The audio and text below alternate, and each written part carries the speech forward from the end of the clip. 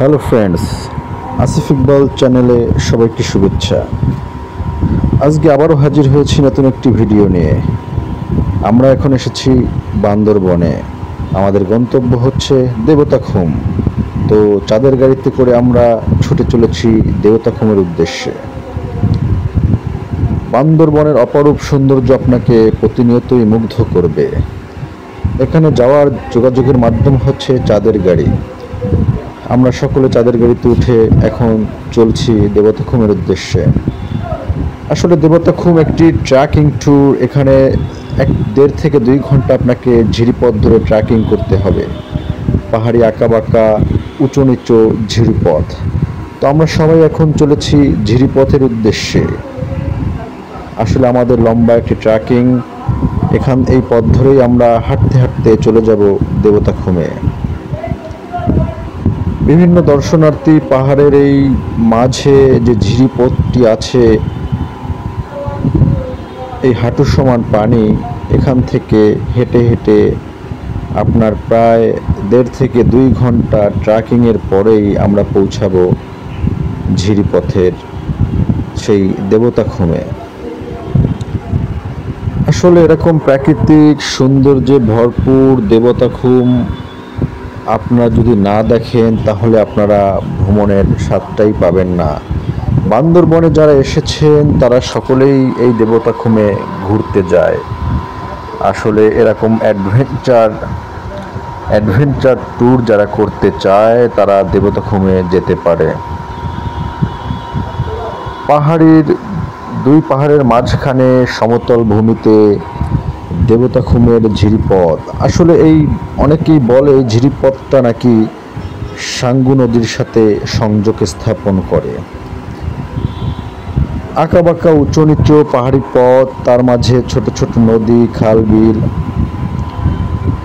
উৎসুক দর্শনার্থীরা শত কষ্ট, বাধা বিপত্তিকে উপেক্ষা করে এই ঝিরিপথ ধরে ট্রেকিং করতে করতে চলে যাবে দেবতাখুমের দিকে। আজকে আমার এই ভিডিওতে আমি দেবতাখুমের সম্পূর্ণটুকু অংশই আপনাদের উদ্দেশ্যে ভিডিও করেছি, কিন্তু আমাদের এই ভিডিওটা হবে খণ্ড খণ্ড।